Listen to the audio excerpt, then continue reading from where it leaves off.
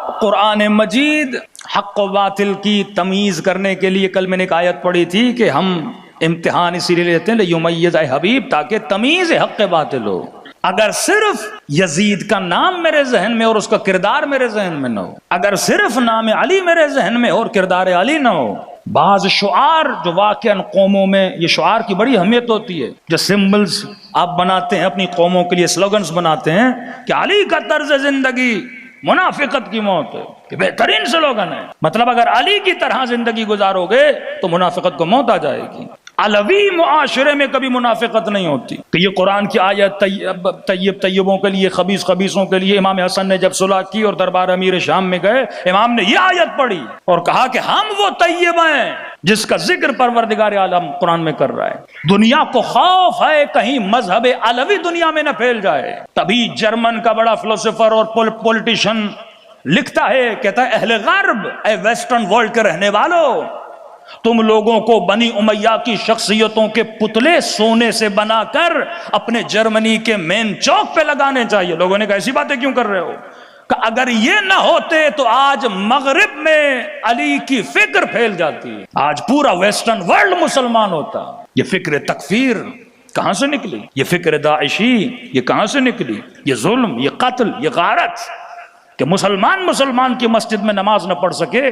فرمایا اگر وہ نہ ہوتے آج پورے عالم اسلام کو علوی دین نے پھیلا دیا ہوتا، کیونکہ ایکسیپٹنس اتنی ہے اس دین کی. مشہد مقدس کے کتاب خانہ تھا امام رضا پہ، وہاں پہ 2 جلد کتاب تھی، امر بالمعروف اور نہی عن المنکر. اسلام کی نگاہ سے کتاب کا لکھنے والا کرسچن بندہ ہے. کہتے ہیں ہماری سوسائٹی میں اگر کوئی بندہ کسی کو مار رہا ہوتا ہے کوئی بچانے نہیں جاتا، کیونکہ کانسیپٹ آف امر بالمعروف اور نہی عن المنکر نہیں ہے. کوئی برا کرے اس کے خلاف کوئی بولتا نہیں، کیوں کانسیپٹ نہیں ہے. وہ مردہ سوسائٹیز ہوتی ہیں جن میں امر بالمعروف نہیں ہوتا. بندہ بولے میں اپنے گھر میں رہ رہا ہوں، اگلا جو کر رہا ہے کرے، اگلا بندہ فلاں بندے کو مار رہا ہے مارتا رہے، میرا کیا جائے. فرمایا ہماری سوسائٹیز میں یہ ہوتا ہے. لیکن نبی نے اگر زندہ معاشرے بنائے، وہ زندہ بنے اسی لیے کیونکہ امر بالمعروف تھا، اور رسول کے جانے کے بعد اسی چیز کو دبایا گیا.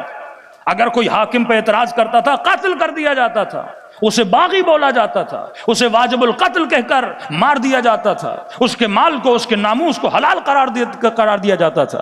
یہ وہی روشیں تھیں جس کو امام حسین نے توڑنا چاہا. فرمایا وہ معاشرہ کبھی زندہ نہیں رہتا. کبھی مومن کو برا نہیں لگنا چاہیے اگر اگلا مومن تمہاری برائی تمہارے سامنے اعلان کر رہا ہے، بلکہ اس کا شکریہ ادا کرو کہ مومن یہ تمہاری مہربانی ہے کہ تم نے مجھے میرا عیب بتایا، کیونکہ مومن ہی تو مومن کا آئینہ ہوتا ہے. صلوات پڑھے محمد و آل محمد پر.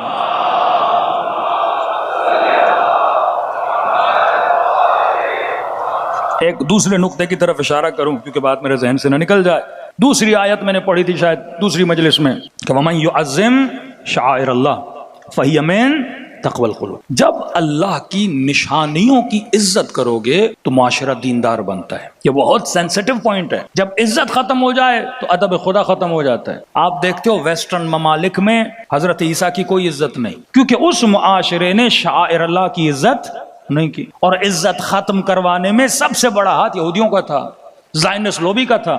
وہ بھی بڑے سینسیٹیو تھے حضرت عیسیٰ پر. یعنی آپ تصور کر سکتے ہو کہ ایسی سوسائٹی ہے کہ کچھ وہ لوگ ہیں جو عیسیٰ کے ماننے والے، کچھ وہ لوگ ہیں جن پر بلیم ہے کہ انہوں نے عیسیٰ کو سولی پہ چڑھایا ہے. یہ کیسے ممکن ہے وہ شیر و شکر ہو کے آپس میں رہیں؟ کیونکہ جب شعائر اللہ کا کنسپٹ ختم ہو جائے، احترام ختم ہو جائے. اوشو کا نام بزرگوں کو پتا ہوگا جو جوانی میں یونیورسٹیز میں پڑھتے تھے. ایک بہت بڑا فتنہ تھا یونیورسٹیز میں، اس کی بکس اتنی پھیل گئیں نوجوان اس کی فکر کو لے کے چل پڑے. اوشو جب امریکہ گیا 1987 یا اس سے پہلے یا 78 یاد نہیں دقیقاً مجھے، اس کو امریکہ نے بین کیا. یہ میں 70s کے اینڈ کی بات بتا رہا ہوں. اور اس کے بعد وہ امریکہ نہیں جا سکتا تھا، پھر انڈیا چلا گیا. کیوں بین کیا؟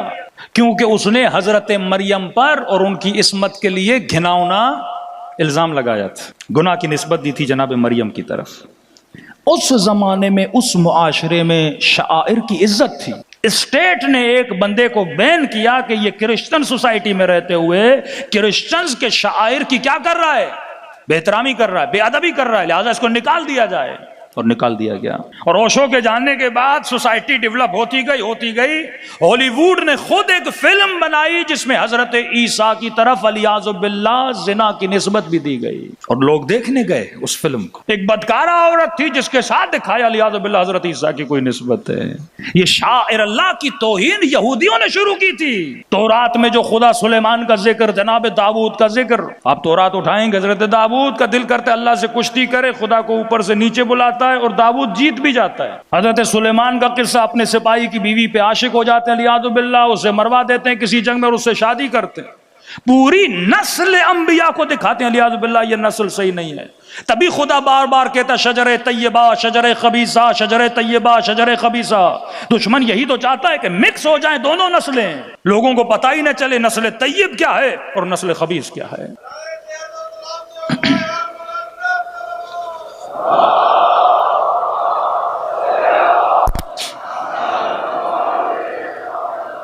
کہ تاریخ اسلام میں بڑی بڑی شخصیتیں جن کے باپ ہونے کے دعوے دار 3 لوگ ہیں، 4 لوگ ہیں کہ ہمارا بیٹا ہے، لکھا ہوا ہے کتابوں میں، لیکن نہیں چاہتا کوئی مفتی کوئی مولوی کہ لوگوں کو خبیث اور طیب کی پہچان دلائی جائے. یہ شجر طیبہ اہل بیت کا تھا، جن کی نسلوں کا پتہ ہے، جن کے آبا کا پتہ ہے، جن کی تربیت کا اثر علی اکبر ہے، جن کی تربیت کے اثر حسن و حسین ہے. جب تک وہ شناسائی نہیں ہوگی، اب 3 چیزیں، وہ نبی ہو امام ہو، 3 چیزیں ان کی زندگی میں، ایک ان کے معجزات، ان کا علم، ان کی عصمت. اب ظاہر ہے میں نبی بن نہیں سکتا، میں معصوم بن نہیں سکتا، تو وہ ان کی ذاتی خصوصیات ہیں. دوسری چیز کس زمانے میں رہتے تھے، کس طرح رہتے تھے، کن گھروں میں رہتے تھے. ایک خاتون کا فون آیا کہ مولانا میرے شوہر نے میرا جینا حرام کر دیا. کیوں؟ کہے بڑا متقی پرہیزگار. ہوا کیا ہے؟ کہ اچھے خاصے گھر میں رہتے تھے، اس نے وہ گھر بیچ کے بالکل چھوٹا سا گھر خریدا ہے، چھوٹے کمرے، اب کہتا ہے اسی میں رہو. میں نے کہا بندے خدا بڑا گھر تھا چھوڑ کے چھوٹے گھر میں کیوں آئے؟ کہ نہیں میں کوفے گیا ہوں، مولا علی کا گھر دیکھ کے آیا ہوں، جب علی چھوٹے گھر میں رہتے تھے تو ہم بھی رہیں گے. یہ فکر باطل. وہ زمانہ کون سا تھا پتہ نہیں، وہ گھر بھی مولا علی کا ہے کہ نہیں ہے. میں نے کہا کوفے میں تجھے علی کا گھر چھوٹا نظر آیا اور سامرہ میں امام حسن عسکری کا بڑا گھر نظر نہیں آیا.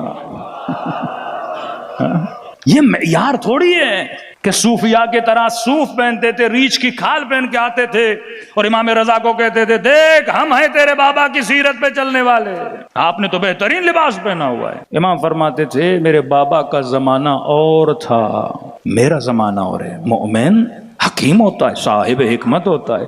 یعلمہم الکتاب والحکمہ، کتاب بھی سکھا، حکمت بھی سکھا، جس میں حکمت نہیں فائدہ کیا. ایسے کئی مسائل آپ کو آج کل مسلمانوں میں نظر آ رہے ہیں. نبی مٹی کے برتن میں پیتے تھے، ہم بھی پیئیں گے. نبی یہ کرتے تھے، ہم بھی کریں گے. اب مومنین بیچارے پریشان ہو جاتے مولانا واقعا مٹی کے برتن خرید. میں کہا اگر حدیث ہو، حکم ہو نبی کا کہ مٹی کے برتن میں پیو تو کوئی بات نہیں، آپ پیا کرو. لیکن اگر حکم نہیں ہے، انہوں نے چیزیں بتائی ہیں. فرمایا اس کپ میں کبھی پانی نہ پیو جو ٹوٹا ہوا ہو. فرمایا کیوں یا رسول اللہ؟ فرمایا کیونکہ ٹوٹے ہوئے اس کے کناروں میں شیطان ہوتا ہے. اب ہر اس چیز کو اہل بیت نے یا رسول نے یا انبیاء نے شیطان بولا جو انسان کو نقصان دیتی ہے. اب یہ شیطان جو جنی شیطان ہے یہ بھی ہمیں نقصان دیتا ہے، کیونکہ اس کا نام تو ابلیس ہے، شیطان تو نہیں ہے نا، نام ابلیس ہے. شیطان اس لیے بولتے ہیں کیونکہ شیطنت کرتا ہے، انسان کو نقصان پہنچاتا. تو شیطان صفت ہے، نام کیا ہے؟ ابلیس ہے. تو کبھی کبھی بچہ بھی شرارت کرتے کہ اس کا بیٹا بڑا شیطان ہے، مطلب یہ تو نہیں وہ ابلیس ہے، صفت ہے. آپ بولتے ہو فلاں بندہ شیر ہے، اب یہ تو نہیں کل بندہ اس کی پوچھ ڈھونڈنے لگے. صفت ہے بندے خدا. مطلب کئی چیزوں سے تمہارے ذہن کو کاٹ کے ایک صفت کی طرف متوجہ کرنے کے لیے مثال دی جاتی ہے کہ وہ شیر کی طرح ہے، مطلب بہادر ہے. فلاں بندہ لومڑی ہے مثلا، اب اس میں آپ بہادری نہیں ڈھونڈتے ہو، آپ اس کی چالاکیاں، فریبیاں، لوگوں کو دھوکہ دہی کرنا آپ اس کو تلاش کرتے ہو. فلاں بندہ لومڑی جیسا ہے، فلاں بندہ شیر جیسا ہے، تو صفات ہیں. تو شیطان بھی ایک صفت ہے. فرمایا ٹوٹا ہوا کپ ہوگا تو اس کے بیچ میں کیا ہوگا؟ شیطان ہے. شیطان مطلب وہ چیز جو آپ کو نقصان دیتی ہے. اب اس بحث میں نہیں جاتا، اس میں کثرت سے مستحبات اور مکروہات، کھانا پینا، بستر کیسا ہو، سونا کیسا ہو، وہ احکامات اہل بیت ہیں. لیکن جو لباس اہل بیت پہنتے تھے وہ اپنے زمانے کا لباس تھا. جو رسم و رواج اہل بیت رکھتے تھے وہ اپنے زمانے کے رسم و رواج تھے. تمہیں اپنے زمانے کے حساب سے چل رہا ہے، لیکن اصول ہائے اہل بیت، جو اہل بیت نے اصول بتائے، جو طرز بتایا، اس کے مطابق لباس پہنو. لباس حیا، لباس عفت منع نہیں کیا. اب یہ انسان خود بتا سکتا ہے کہ لباس حیا کیا ہوتا ہے. لباس عفت کیا ہوتا ہے؟ حیا کا معیار اہل بیت کے یہاں کتنا ہے یہ آپ اس کے کلام سے، اہل بیت کے پہناوے سے سمجھ سکتے ہو۔ صلوات پڑھیں محمد والے محمد پر۔